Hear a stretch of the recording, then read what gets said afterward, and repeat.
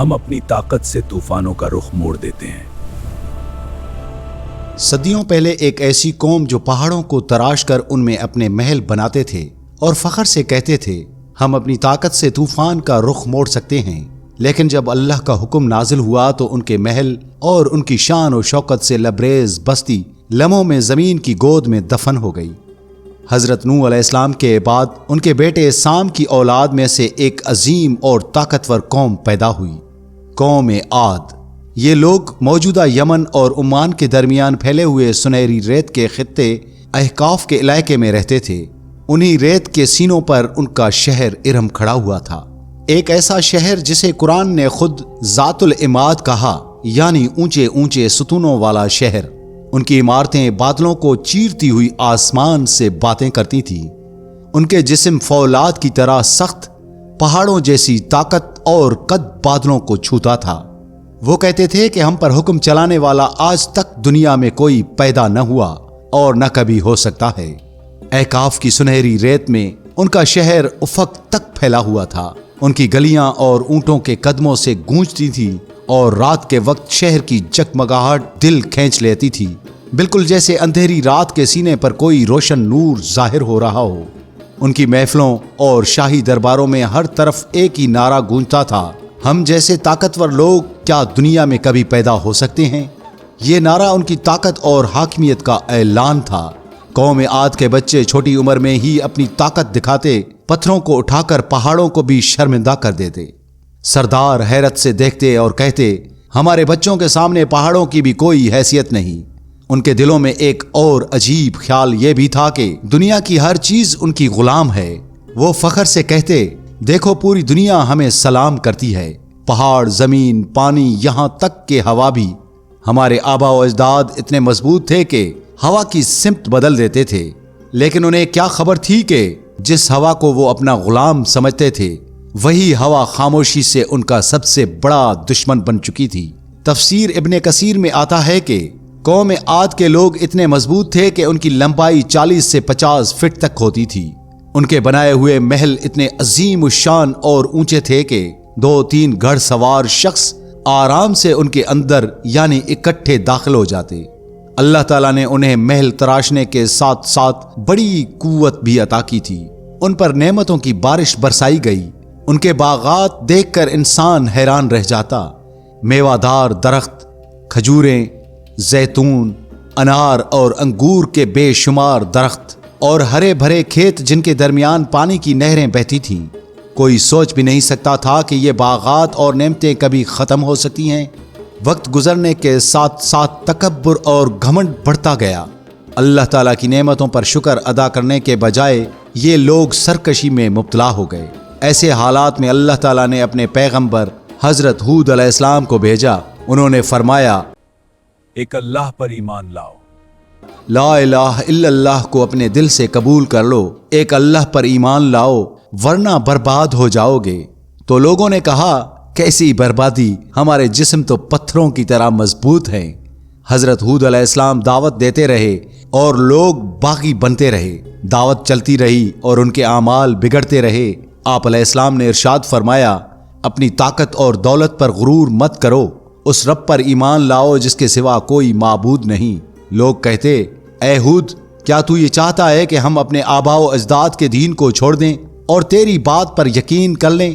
ان کی سرکشی زمین سے آسمان تک جا پہنچی۔ سردار کہتے اے ہود، اپنی جھوٹی بات بند کر، اگر تو سچا نبی ہوتا تو ہم پر پہلے ہی عذاب آ چکا ہوتا۔ ان کے بچے بھی حضرت ہود علیہ السلام کا مذاق اڑاتے تھے، مگر نبی تو نبی ہوتا ہے۔ محبت اور درد کا انبار لے کر حضرت ہود علیہ السلام ان کے محل میں گئے، جہاں ان کا سردار اپنے ہاتھوں سے تراشی گئی عالی شان کرسی پر بیٹھا تھا۔ آپ علیہ السلام نے ارشاد فرمایا اپنی طاقت اور محل پر غرور نہ کر، اس رب پر ایمان لے آؤ۔ جواب ملا اے ہود، اپنی بکواس بند کر، تو کس معبود کی بات کر رہا ہے؟ ہمارے دیوتا ہی ہمارے معبود ہیں۔ حضرت ہود علیہ السلام مایوس ہو کر وہاں سے نکل گئے۔ کاش تم سمجھ لیتے۔ پھر عذاب کا کاؤنٹ ڈاؤن شروع ہوا۔ عذاب آنے سے پہلے قوم عاد پر زبردست قحط سالی آئی جو کئی سالوں تک رہی۔ پہلا مرحلہ اللہ نے بارش روک دی، बादलों का नाम और निशान मिट गया, खेती सूख गई, दरख्त मुरझा गए, पानी के चश्मे खुश्क हो गए और जमीन तबाह हो गई। लोग शदीद भूख की वजह से जानवरों को खाने लगे, यहां तक कि कुत्ते बिल्ली भी न छोड़े। जब वो भी खत्म हो गए तो दरख्तों के खुश्क पत्ते उबाल कर खाने लगे। फिर भी सरदार हंसते हुए कहते, ये सब वक्त का खेल है, हम मजबूत लोग हैं, हमें कुछ नहीं हो सकता। हजरत हूद अलैहिस्सलाम ने इरशाद फरमाया, हाय अफसोस, काश तुम समझ लेते, अभी भी तौबा का दरवाजा खुला है। दूसरा मरहला, कहत का जमाना लंबा होता गया, लोग परेशान हो गए। फिर एक दिन अचानक दूर एक काले बादल का झंड नजर आया। उन्होंने खुशी से कहा, ये वो बादल है जो हम पर बारिश बरसाएगा और हमारी प्यास बुझाएगा। लेकिन उन्हें क्या मालूम कि ये बारिश नहीं थी। कुरान इस लम्हे को यूं बयान करता है कि बल्कि ये वो अजाब है जिसकी तुम जल्दी मचा रहे थे। तीसरा मरहला, शुरू में हवा बहुत ठंडी हो गई, लोग घरों में कांपने लगे, पानी बर्फ जैसा ठंडा हो गया और जिस्म थरथराने लगा। बच्चे सर्दी से चीख रहे थे और जानवर एक एक करके मरने लगे। कौम के बुजुर्ग कहते, ये सिर्फ मौसम की तब्दीली है, उससे हमें फर्क नहीं पड़ने वाला। आखिरकार जब ताकत टूट रही थी तो वो हजरत हूद अलैहिस्सलाम के पास आए और कहा, ऐ हूद, इस कहत को खत्म करो। आप अलैहिस्सलाम ने फिर भी वही फरमाया, एक अल्लाह पर ईमान ले आओ। उन्होंने कहा, ऐसा सोचना भी मत के हम अपने देवताओं को छोड़ देंगे। आप अलैहिस्सलाम ने इरशाद फरमाया, तो फिर तैयार हो जाओ, वो तो सिर्फ तंबीह थी, असल अजाब तो अब आने वाला है। उसके बाद आद के लोगों ने मशवरा करके कुछ खास लोगों को मक्के की तरफ रवाना किया ताकि वो बैतुल्लाह के सामने दुआ मांगे। अगरचे वो जमाना जाहिलियत था, फिर भी वो काबा पर यकीन रखते थे। उन्होंने दुआ की, ऐ काबा के रब, हम पर बारिश बरसा दे। दुआ करके वो खुशी खुशी लौटे, लेकिन उन्हें क्या मालूम कि आसमान से बारिश नहीं, हलाकत का फैसला उतर चुका है। अल्लाह ताला ने आसमान से 3 अजीम बादल उठाए, एक काला, एक सफेद और एक सुर्ख। आसमान से आवाज आई, ऐ कौम आद, उनमें से किसी एक को चुन लो। सरदारों ने कहा, सफेद में पानी है न सुर्ख में, हमें काला बादल चाहिए जो बारिश बरसाएगा। लेकिन उस बादल में अजाब छुपा था। आहिस्ता आहिस्ता वो पूरे शहर पर छा गया। वो खुशी से चिल्लाए, बारिश आ गई। बारिश तो ना आई मगर अजाब का तूफान शुरू हो गया। हवा इतनी तेजी से चली कि अल्लाह ने फरिश्तों को हुक्म दिया कि हवा के खजाने में सुराख कर दो। फरिश्तों ने सिर्फ एक अंगूठी के बराबर सुराख किया, मगर हवा इतनी शिद्दत से चली कि हवा चलाने वाले फरिश्ते भी आजिज आ गए। पेड़ पौधे और जानवर हवा में बिखर रहे थे। पत्थरों जैसे मजबूत इंसान को हवा ने अपनी लपेट में ले लिया, जैसे तूफान उनके साथ खेल रहा हो। उनके महल और सुतून एक एक करके गिरने लगे। उनका गुरूर मट्टी में मिल गया। जो कहते थे कि हम तूफान का रुख मोड़ देते हैं, अब वो खुद मट्टी बन गए। कुरान में आता है कि 7 रातें और 8 दिन तक कौम आद पर अजाब का ये तूफान मुसलसल जारी रहा। अजाब के बाद उनका शहर खजूर के खोखले तनों की तरह वीरान पड़ा था। रिवायात में आता है कि हजरत हूद अलैहिस्सलाम अपने ईमान वाले साथियों को लेकर मक्का यानी यमन की तरफ रवाना हो गए। ये कोई कहानी नहीं बल्कि हकीकत है जो कुरान में मौजूद है। जुल्म कितना ही ताकतवर क्यों न हो, अंजाम हलाकत ही है। कौम आद के इस वाक़े में हमारे लिए बहुत गहरे ताकतवर अस्बाक छुपे हुए हैं। इस कहानी के 3 बड़े अस्बाक ये हैं। ताकत और मादी तरक्की का धोखा।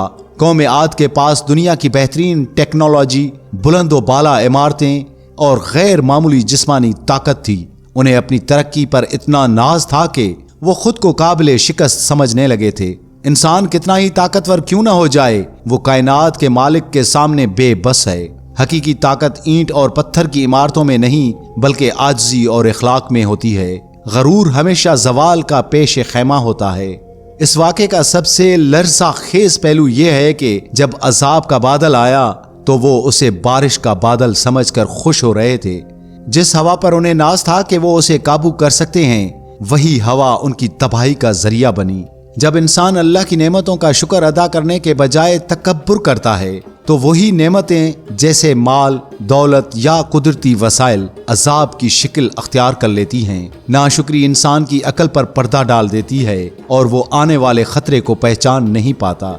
وقت کی مہلت اور توبہ کا دروازہ، اللہ تعالیٰ نے ان پر اچانک عذاب نہیں بھیجا، پہلے قحط سالی کے ذریعے انہیں خبردار کیا، اور حضرت ہود علیہ السلام مسلسل انہیں پیار اور درد سے پکارتے رہے۔ اللہ تعالیٰ گناہ گاروں کو سنبھلنے کے لیے بہت مواقع دیتا ہے، لیکن جب انسان اپنی سرکشی پر اڑ جائے اور توبہ کا دروازہ خود اپنے اوپر بند کر لے تو پھر اللہ کا قانون قدرت حرکت میں آتا ہے۔ ہمیں چاہیے کہ ہر مشکل میں اپنی انا چھوڑ کر اپنے رب کی طرف رجوع کریں، پھر وہ ایسے ہو گئے کہ ان کے مکانوں کے سوا کچھ نہ نظر آتا۔ القرآن یہ کھنڈرات آج بھی پکار کر کہہ رہے ہیں کہ دنیا میں بادشاہی صرف ایک ہی ذات کی ہے اور وہ اللہ کی ذات ہے۔ امید کرتے ہیں دوستو آج کی ویڈیو آپ کو ضرور پسند آئی ہوگی۔ ملتے ہیں ایک اور ویڈیو کے ساتھ، تب تک کے لیے اپنے RJ سید عبدالوہاب شاہ جیلانی کو دیجیے گا اجازت۔ اللہ حافظ۔